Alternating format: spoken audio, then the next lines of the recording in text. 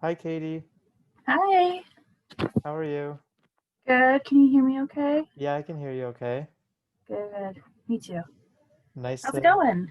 Good, thanks. How are you? I Good. was gonna say nice to meet you. Yeah, you too. Thanks for signing up to chat. Yeah, I thought it was very interesting all the different questions that you had. I couldn't like choose just one, but I did Cool. anyway. I tried. Well, yeah, well, we can start with one and then we can transition into other ones. Yeah. It doesn't have to be set in stone. Okay. Sounds good. Yeah. So I guess I didn't know what you I guess what you're entailing with your questions, if it means like just in any regards or if there's a particular scenario or situation you were using the question in, or Yeah, I mean, generally how I usually do this is just like a casual yeah. conversation. Okay. As for the question you chose, Yeah. which was I think it was something along the lines of, is it easier to change your reality or expectations, Yes. given some people say happiness can equal reality minus expectations? Okay, gotcha. So I Okay. wanted to hear your thoughts on that. And then Yeah. based on what you say, I might just ask you follow-ups, or you can ask me questions, or we can go from Yeah. there. Yeah. Okay. Yeah, I mean, I guess so my day job is a college academic advisor, so oftentimes people do talk about career expectations versus the reality of certain careers, especially when you're looking at arts and like acting or drawing or being an artist, being a pianist, being, X, Y, and Z. Yeah. But also with like nursing school and other things where competition is really fierce and trying to get in, you have to have like that 4.0 grade average and you got to have all these extra things. So people always talk about, like what would be realistic for me, Yeah. or should I change what my expectations are? So that's kind of the way I was looking at it. I didn't know if that's why I asked, because I didn't know if that was the way that you were looking at it. Oh, that's interesting. Yeah. Yeah, because It's interesting how everyone can like interpret a question yeah, differently. yeah. And Um, I've never heard the happiness equation before, but I can definitely, I guess, see how some people may view it in one way and some people may view it in another way. And even in my like personal life, I people I mean, I found a way to merge my day job with my passion and my interest by making a cool. podcast. So, I mean, I guess it kind of differs depending on what you're looking at, because it could be like a lifestyle choice, it could be like for mental health reasons or other. But so my podcast is looking at Disney and the way that Disney characters and movies are portrayed and the representation in them, and looking at their social identities, how they kind of mix with reality, and looking at how Disney villains in particular are considered to be socially oppressed because they come from marginalized backgrounds, whereas Disney heroes are not often from marginalized communities. So Interesting. yeah, and that's partly part of my day job as well, just because I do see such a variety of people and such a diverse range of students coming from different backgrounds and different reasons for going to college and other things. See high school students, I see people who are retired, I see people changing jobs, I see veterans, I see like all types of people pursuing all types of majors Right. and having to have that expectation versus reality conversation with majority of them, I would say. And so I mean that was my personal way, not in a career sense, but in just a I want to be able to talk about this with more people, and I want to do this for a living, but not make money from it, just for fun. And so that's personally for me how I was able to make what I was anticipating or expecting into a reality. But that is a little bit different, and I guess it depends on the situation and what's going on and the people around you. So Okay. I mean, yeah, that's where I was looking at it, looking at your question. Very Um, cool. Yeah, yeah. I think the way I was thinking about it is it could be career related, for example. Maybe it's like Mm, someone's in a job right now yeah. and they're debating, well, they could either maybe go try to find a new job that they might like better, which would be like changing your reality, Hmm. versus sticking in your current job and maybe trying to find ways to like appreciate it more. Yeah, And that would be totally. like changing your expectations. So I think that's the way I was coming at it, but Okay. you can come at it like in a bunch of different ways. Related to Yeah. you, I guess it could be like, do you often see sometimes people are coming in um, with expectations that are maybe like too high or too low? Um, Yeah, I mean, I guess it depends on the person and where they're coming from. But I remember as an example, one time a student came to me and was like, so I'm working and I'm taking a class and I don't have time to do this. And I need you to research these different majors for me and the requirements and the universities and blah, blah, blah. And I'm like, well, I'm working as well, same hours as you, and I'm taking 2 grad school classes while you're taking 1 undergrad class. So I think you can do it on your own. If I have the time to do it, then you have the time to do it. So like I mean that was that student's expectation is you're an advisor, so you should I guess do these things for me. You should make a plan for me that tells me what I need to do every quarter. And I mean, in that sense, I mean, they're not wrong, but the reality is they're an adult and they and they should also be trying to do things on their own.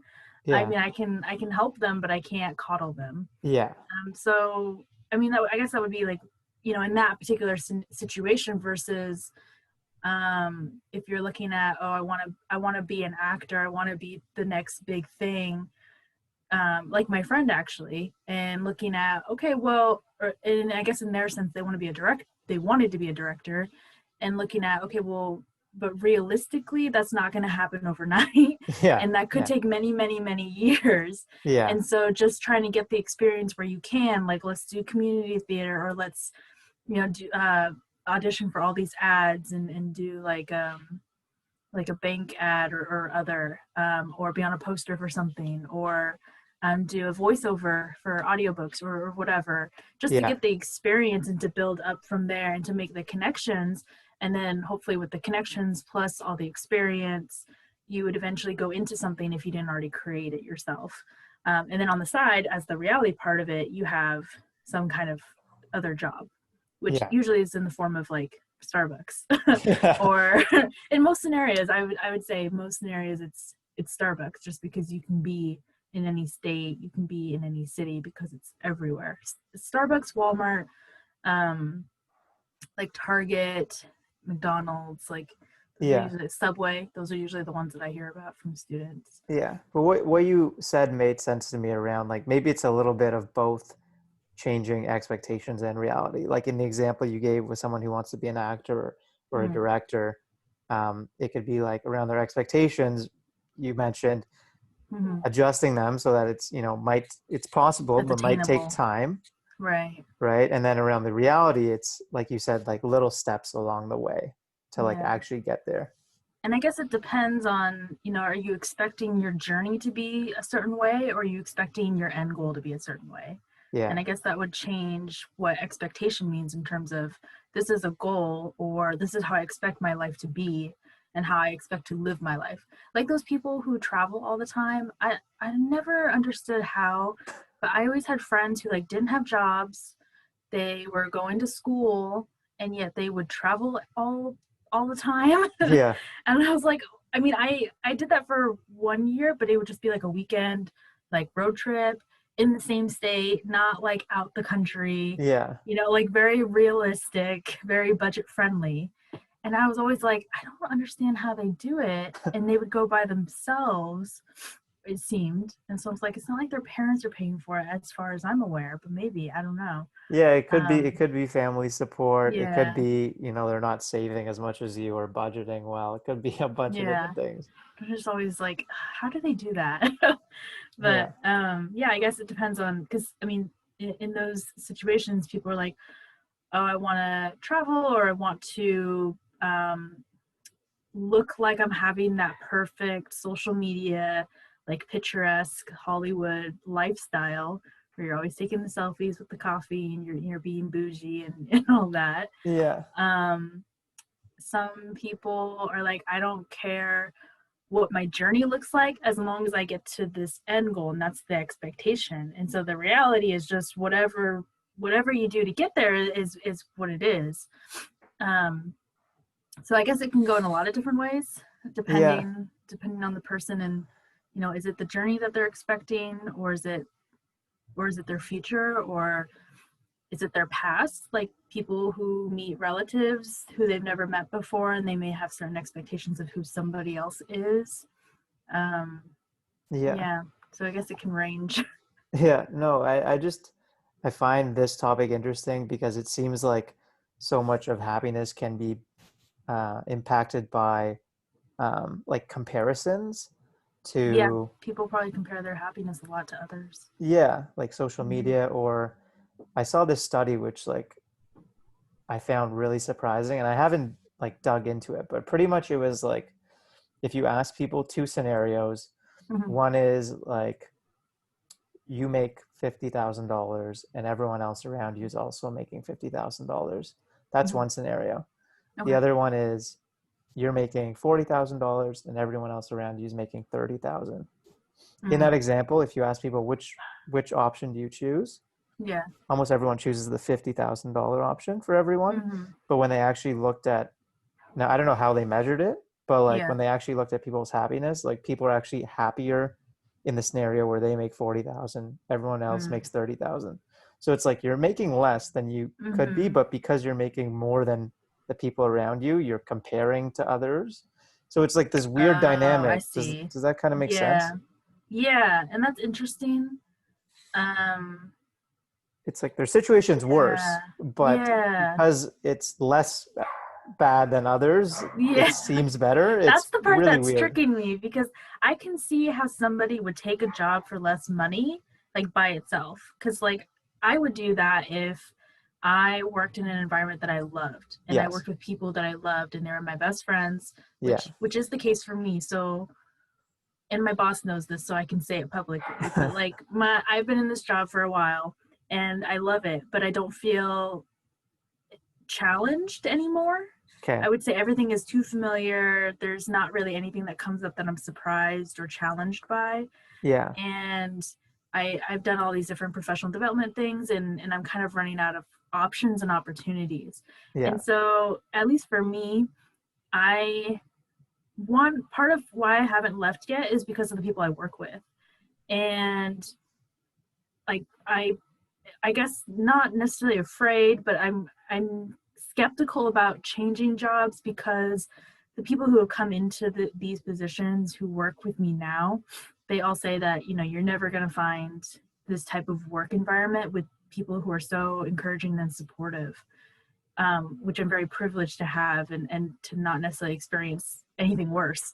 So I'm kind of not ready to leave, but also super ready to leave for my growth. So Interesting. in that aspect, like I can see the getting paid less. Um, and actually, I'm very privileged that for my position, I feel like I actually get paid more than other academic advisors in the area and in the nation. I'm not sure if that's correct, but just what I've seen, I do get paid quite a bit more, and so I am privileged in that aspect. But I totally would take less to keep this Yeah. job in this working environment. The part that confuses me is the fact that everybody else around you gets paid even less than you. Yeah. Which I guess I could see one or the other, but not necessarily both together. But I guess it makes sense. But I guess that would also be if they told you that they are getting paid less than you, because that is a very touchy subject. So Yes. that's I don't know how they would have measured that either. I'm kind of curious. Yeah, I'm gonna look into it, and after this, and maybe I'll send it to you, send the study to you Okay. if you're curious too.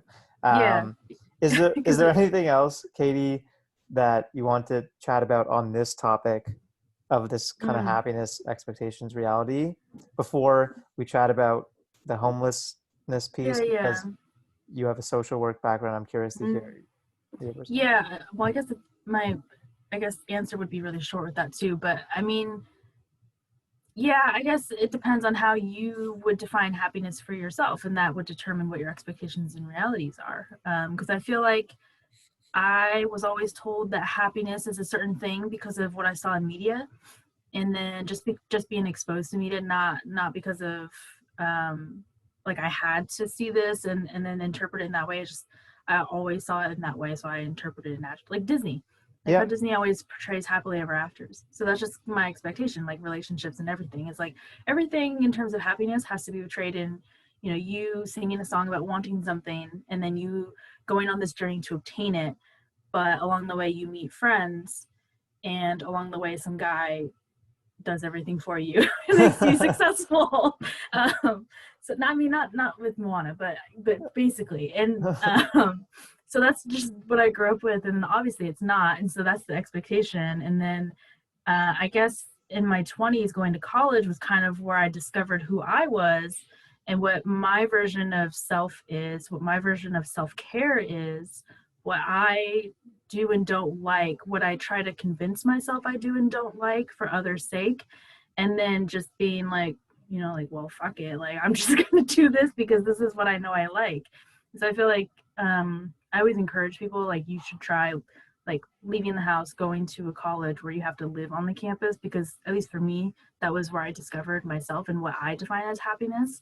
And then when I met my husband and when we started a family, that obviously also changed the dynamic of what happiness means, which also then changes my expectations and realities of how to obtain and keep it.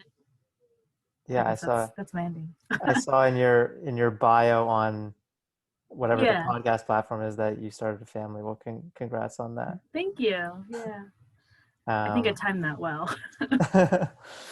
um, for you personally, Yeah, between the reality versus expectations, do you feel yeah. like for you personally, one of them is one that you need to work on more than the other? Ooh. Well, I guess the question would also be like, should you ever try to work on expectations? Because I feel like, for me personally, I feel like expecting is not necessarily a good thing. And I would say like, so growing up, I learned that with grades, like really hard. Like if you expect a certain grade and then you don't get it, it is so crushing, like so Yeah, soul crushing. And then you realize that grades aren't really like, I mean, they matter up until you get a job. yeah, um, and so somewhere during college, I just kind of got this mentality that if I don't care and if I don't expect a certain grade, then I'll be fine with whatever grade I get, unless it's an F, you yeah, know, or a D, to be honest. So that was just my philosophy, is that I should never expect something. But it doesn't mean that I couldn't try and obtain something, but that's more of like goal seeking and looking ahead and striving for something than expecting something to be placed into my hands. So that's just the way I perceived it with grades, and then from there it kind of built out to just everything in general. Same thing with relationships. Like I had, I guess I would consider myself the like casual, calm, and funny friend in the group who's just like there to be comedic relief, but in a like a casual way, not like an out, like I'm gonna be, you know, the loud mouth, the red lipstick, you know, yeah, very out there person, but just like in the background saying that like one witty line, and then that's it, and that's all you see of me. yeah, So I was always the friend zoned person, and so I obviously had a very specific way of looking at relationships for myself, yeah, romantic relationships, I should say. And so then I just in college, I was like, well, I guess I shouldn't really expect anything, because that's what's crushing me is I am like, oh my God, you like touched my hand. Does this mean, or oh my God, this happened. Does that mean? But when I took away that expectation or that assumption, I should say, the anxiety went away, the stress went away, and I just could kind of live my life as I wanted to, and just kind of like not care about what happens, but just let it happen as it happens, which is how I met my husband. When I stopped thinking about relationships, stopped thinking about dating and love and stuff, that's how I met my husband. And I never would have expected that. It would have been like, it's been 4 years now. Never would have anticipated that. And it was just started out as like a friendly, like, hey, let's go out for dinner, and then we just talked about Disney and superheroes. And then it just kept going. We're just like, hey, let's get together next week and do this, and let's get together the following week and do that. And then it just kind of built from there. Yeah. So that's just my philosophy personally, and also because I was a really anxious person in school, where it's like someone calls on you and you're like, oh my god, like I forgot everything that we were Yeah. talking about. So that's what helped me.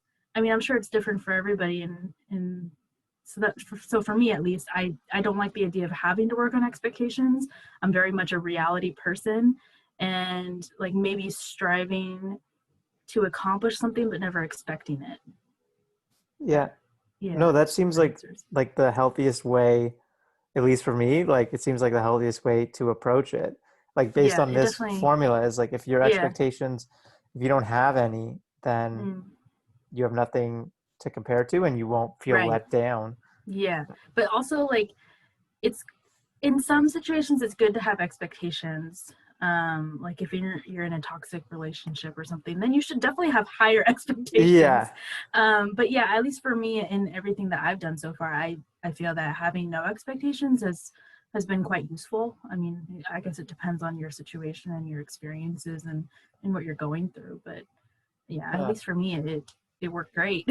So Yeah. It's interesting what you say about like if you're in a toxic relationship, you would want to have mm, expectations. well, I So I think so, at wonder, least.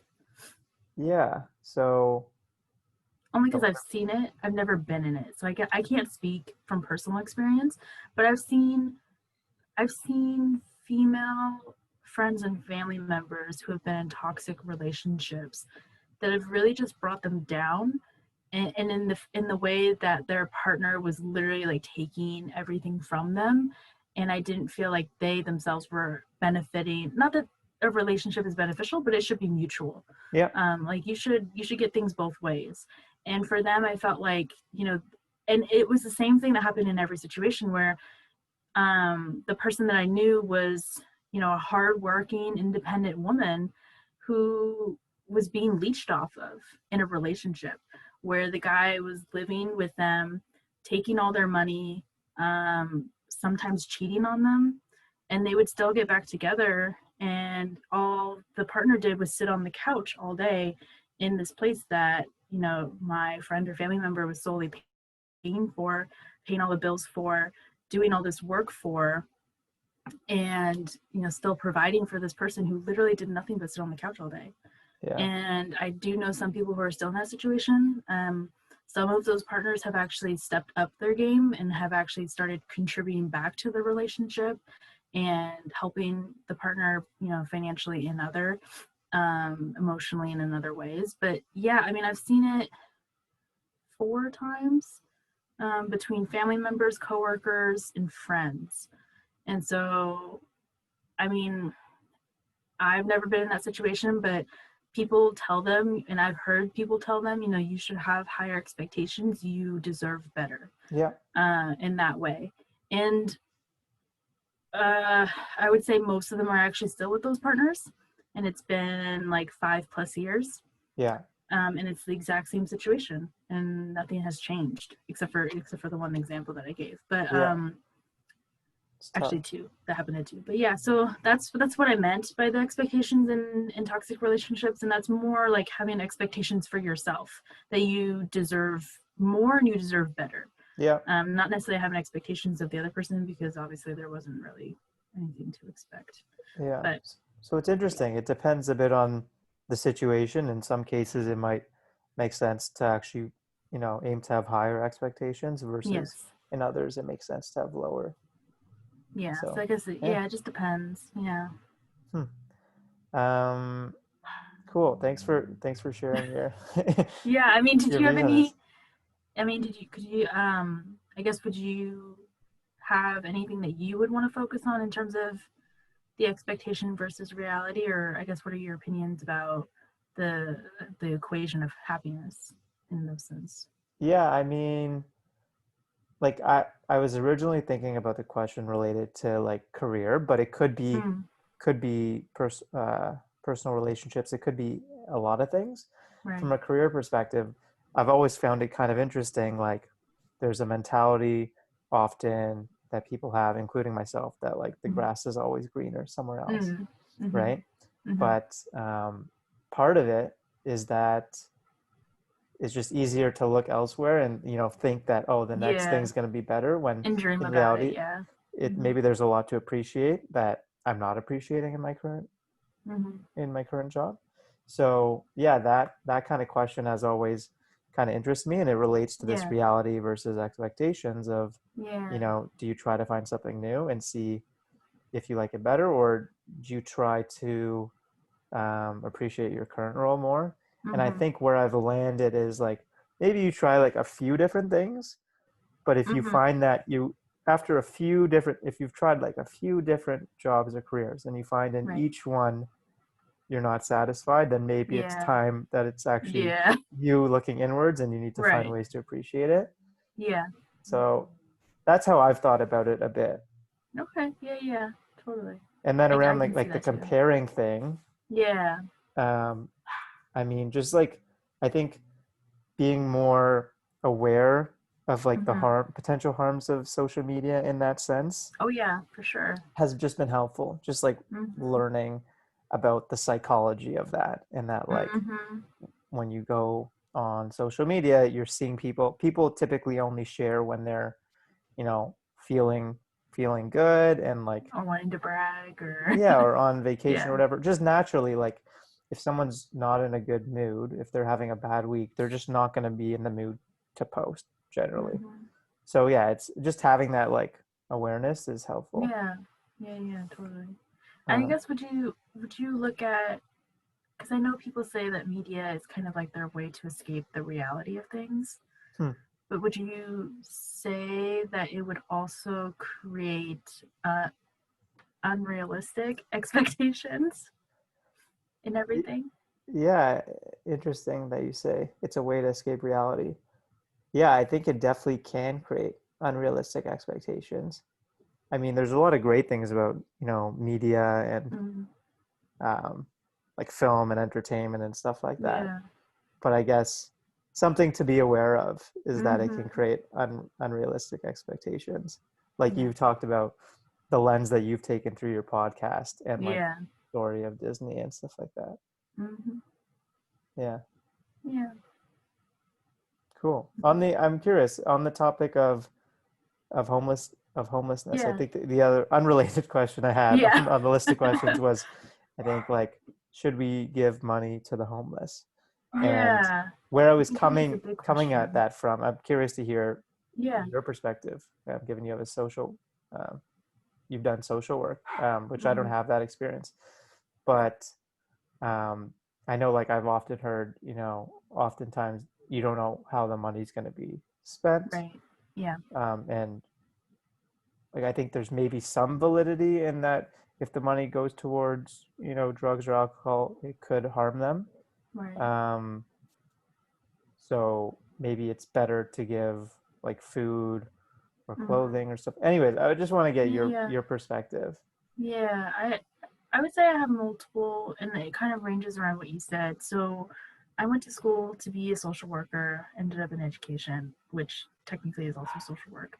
Um, and they taught us, and this was 6 or so years ago, but they taught us that when you ever consider or give money to a homeless individual, you should always give it in the form of something that would be beneficial for them. So not cash necessarily, but like food, water, or supplies or other. I would say, in experience, people don't always accept that or want that because they're like, I don't want this granola bar. I'd rather have X, Y, and Z things. And some people, do may want the alcohol, drugs, etc. But I feel like there's also a lot of people who would want other things like blankets or a tent or other. And I guess it kind of depends on, like, would you trust them with cash? Because you see all those experiments and all those research projects where they give like $1 or $100 to a homeless person, and then they buy all these things, and then if they see somebody else in need, they'll give it back.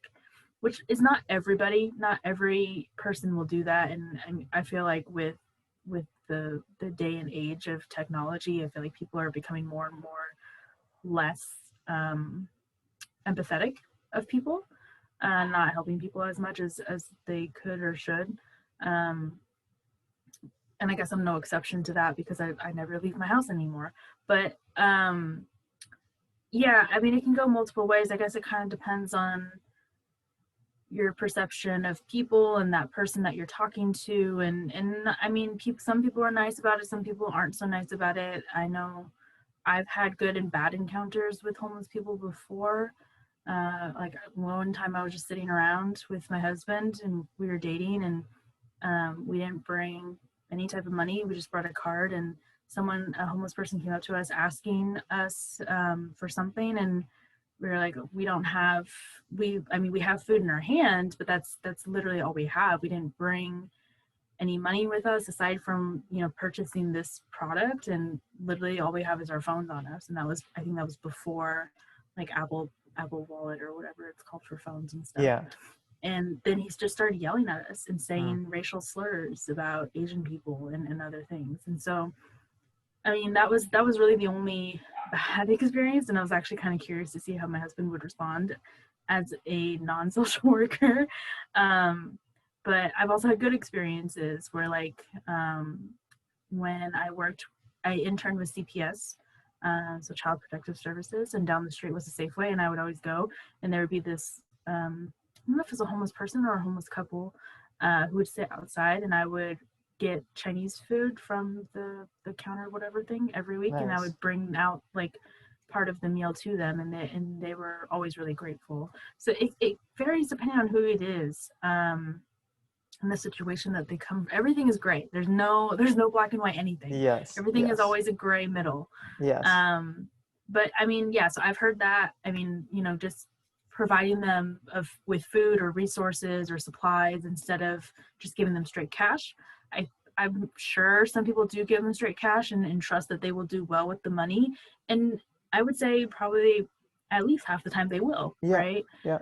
Because we can never anticipate or expect certain things from certain people.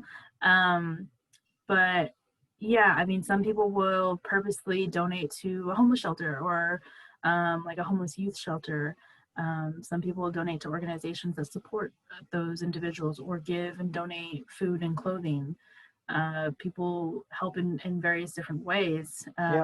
So yeah, I like talking about it because I feel like people are always on the fence about it. And so it's interesting to hear other people's ideas and perceptions about what to do. Yeah, it's just homelessness is an issue that's always kind of bugged And me. growing. Yeah, and it's a growing issue, and it doesn't seem like it's an easy. I haven't seen any easy solutions. The I will best, say, oh, go ahead. I was gonna say the most kind of innovative kind of solutions or ideas I've seen around it are just to provide like free housing. Yeah. And I've seen Housing and that to employment. be effective. Yeah. Yeah, I saw that in Singapore a few years ago. I went to visit my grandparents who were working in Singapore for like half a year or something. And so it's like free housing for me. So I might as well just get the ticket and go. Yeah. And they, at least then, I can't speak for now because I'm not from there. But when I went there, there were no homeless people. And you would be paid a fine, or you would have to pay a fine if you littered or loitered or any of those things. So I remember kind of talking about it, and they were saying that like, oh, they provide free housing and free free housing, and then they give employment. Excuse me, I don't know where, but just having that opportunity to grow, and I think there's something about like providing them with like the clothes and the resources to go to the interviews and other things like that too. So just giving them everything that they need. And I know a lot of people I don't want to say complain about that, but complain about giving all these people these free things essentially and free resources, and just kind of like laying them off instead of trying hard like everybody else. But I mean, they need more resources and more support than us, and especially around now and being so cold and frigid and out there. But Yeah, I mean, I agree. yeah. I've become less understanding of the viewpoint that, like you said, some people will say, you know, they don't deserve this stuff for free, they should work for Right. it.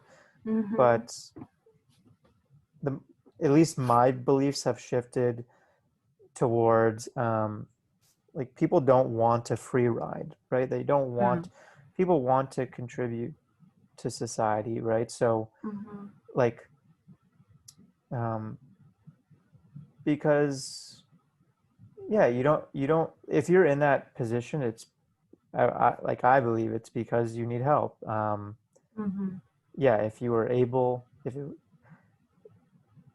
I'm trying to think how to articulate it, but If you me were myself, I wouldn't want able-bodied to in take that advantage type of of mindset, yeah. free housing and this stuff if I didn't need it. Yeah. But I guess you gotta still think it from their mindset of, you know, not everybody likes asking for help either. Oh yeah, yeah, totally. No, I was Yeah. saying like I'm very supportive of the approach that it sounds like Mm, Singapore has yeah. taken. So yeah, thanks for sharing that. I'll look more into that.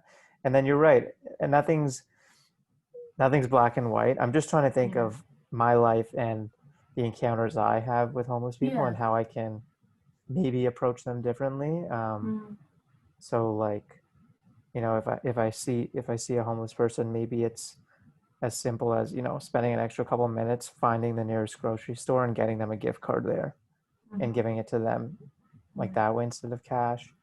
Yeah. Um, But also the other question that people ask is, well, if there's a whole street of homeless people, are you going to help all of them? Or if you only help one, who is it going to who do you be and why pick? did you choose them? Yeah.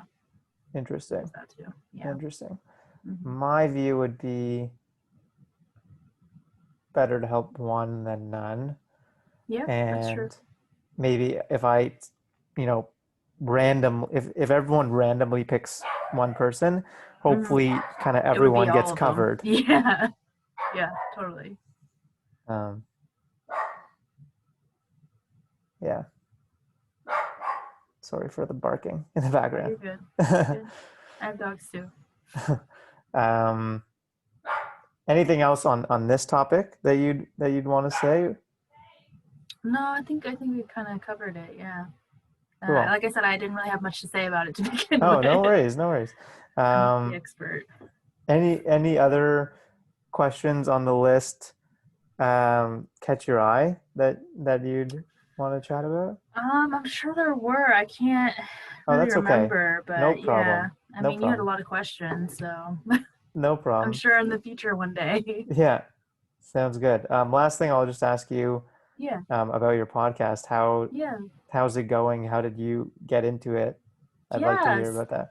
Yeah. So, combining, you know, my interest in my day job. So I started the Wonderful World of Disney Villains podcast recently, like last week, or Oh, yeah, congrats. last week. Yeah, so very recent.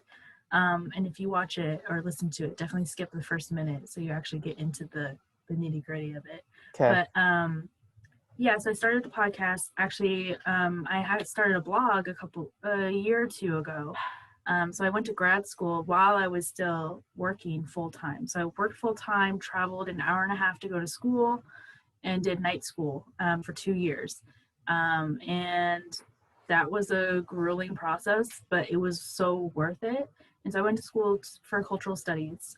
So it's just learning about ethnic studies and learning about others who are different than myself. And we had to do like a thesis or like a capstone project of some sort, and they were like, you know, it's cultural studies, we want you to do whatever you want. You can do a podcast, you can do a blog, you can do anything, you know, just try to go outside of an academic paper basically. So we want you to do something that's different than academic paper, but of course you can do it if you want to be like everybody else in the world in every other school. So for one of my classes for a final, I did a podcast episode about the character Regina Mills from Once Upon a Time, which is a TV series about Disney characters. And Regina Mills is the evil queen from Snow White and the Seven Dwarfs. So I did a whole podcast episode about her story and analyzing her journey and her relationships, her addiction, because she is addicted to magic and power, and whenever she doesn't have it, she kind of has like this like what would be like a withdrawal of sorts. So just talking about her journey, and also the fact that she hates herself, and so her journey to learn to love herself and what that took for her. It took 6 seasons. And she is the main character of that show. So that was kind of where it started, and I just did like the voice memo on my iPhone, and I was like, wow, it actually works. Yeah, and my it's voice easy. doesn't sound half bad, and I actually like talking about this even if I'm just talking to myself. And my professor really liked it, and said that he just like listened to it on a flight that he took, and he was like, yeah, it just sounded like a podcast, like I liked it. And so that kind of got me started. So I started the blog as my capstone, my final, for my schooling, and so the wonderful world of disneyvillains.com is where the blog is. And so I did post, I had to do 5 blog posts for my final. And so I did a blog post about Disney villains and the stereotypes of them. I did one about like looking at what if we flipped everything? So what if villains were heroes and heroes were villains?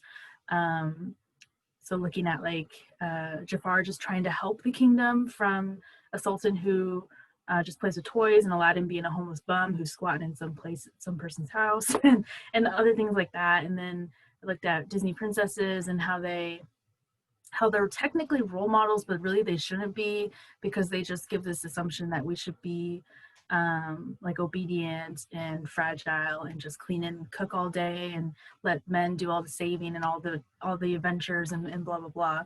And then I decided I should start a blog, because I started doing professional development workshops at where I work. So I was like, let's combine the two together.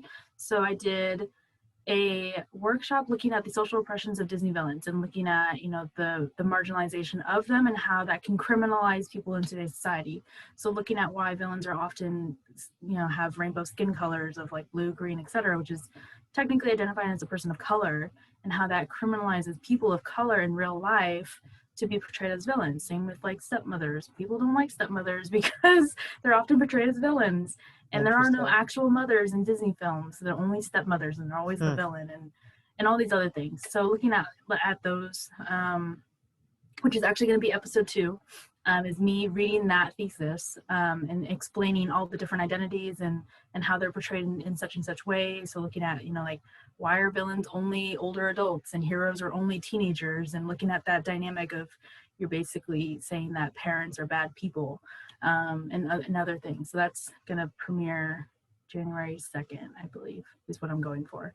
And then, so I started the podcast just to talk, because I'd rather talk than write, which I guess defeats the purpose of the blog. But yeah, I'm a talker. That's why I'm an advisor. So cool. What I do. So yeah, and that's kind of the trajectory of where it's been going. Cool. So hopefully people like it. Hopefully it works out. Hopefully I don't say a million times. It's okay. Is part of normal conversation. Yeah. So I don't think it's a big deal. Maybe I just say that because I say a lot. So I'm trying to rationalize I know it. I definitely say it a lot, and some people find it very aggravating, I've learned. So I don't think you say it too much at all. Well, at least not now, but yeah, I think when I'm lost in thought or something, I'm sure I say it a lot. Yeah. Well, congrats on launching the podcast. My girlfriend's a huge Disney fan, so I'm gonna share with her. Oh, good. Yeah, skip the first minute and then just get right into it. Sounds good. Well, it was nice meeting you, Kaytie. Yeah, you too. If you ever want to chat again, either on the podcast or otherwise, yeah, would love to. Yeah, thank you for having me. No problem. All right, well, have a good one. Happy holidays. Happy New Year. Thanks. Happy holidays. Happy New Year's to you too. All right, bye.